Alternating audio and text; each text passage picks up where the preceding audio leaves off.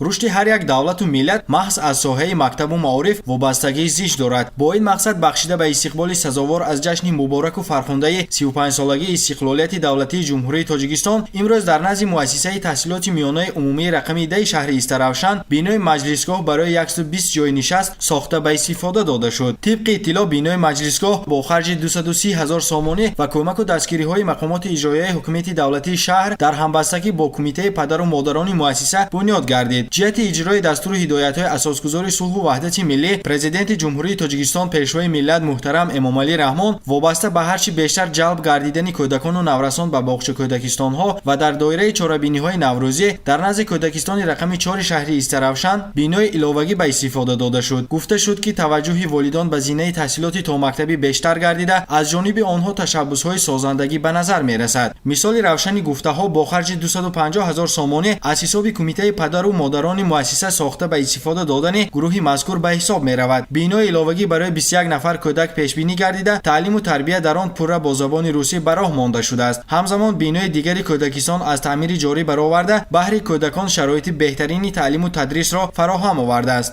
дар ин робита бо пайравӣ аз сиёсати ятимпарваронаи роҳбарияти олии мамлакат дар рӯзҳои баргузории ҷашни наврӯз масъулини мақомоти иҷроияи ҳукумияти давлатии шаҳри Истаравшан ва вилояти Суғд ба муассисаи давлатии маркази дастгирии оила ва кӯдаки фарзанди ватан ташриф оварданд. қайд гардид ки нигоҳубин ва тарбияи ятимону бепарасторон зери таваҷҷӯҳ ва ҳимояи ҳукумати ҷумҳурии Тоҷикистон қарор дошта ҷиҳати ба камолот расондан ва соҳибилм намудани онҳо шароитҳои созгор фароҳам оварда шудааст. дар рӯзҳои таҷлили ҷашни наврӯз аз ҷониби мақомоти иҷроияи ҳукумияти давлатии шаҳри Истаравшан ба кӯдакони ятиму бепарастор ҷиҳати болидаруҳӣ ва дастгирии пайвастаи онҳо тӯҳфаҳои идона тақдим гардида ҳамзамон дастархони идона ороста шуд. дар ин росто ба мактаби интернат барои кӯдакони ятиму бепарастори шаҳр ташриф овардани масъулини мақомоти иҷроияи ҳукумияти давлатии шаҳри Истаравшан таби бошандагони боргоҳи мазкурро хушнуд сохт. қайд гардид ки феълан дар мактаби интернат 129 нафар наврасону ҷавонон ба таҳсил фаро гирифта бо 4 маҳал хӯроки гарми ройгон, хобгоҳи замонавӣ, толори варзиш ва майдонча барои бозии футбол таъмин ҳастанд. дар охир масъулини мақомоти иҷроияи ҳукумияти давлатии шаҳри Истаравшан ба хонандагони мактаби интернат тӯҳфаҳои наврӯзиро тақдим гардонда дар таҳсили минбаъдаи наврасону ҷавонон барору комёбӣ таманно намуданд. Фирдавс Умаров,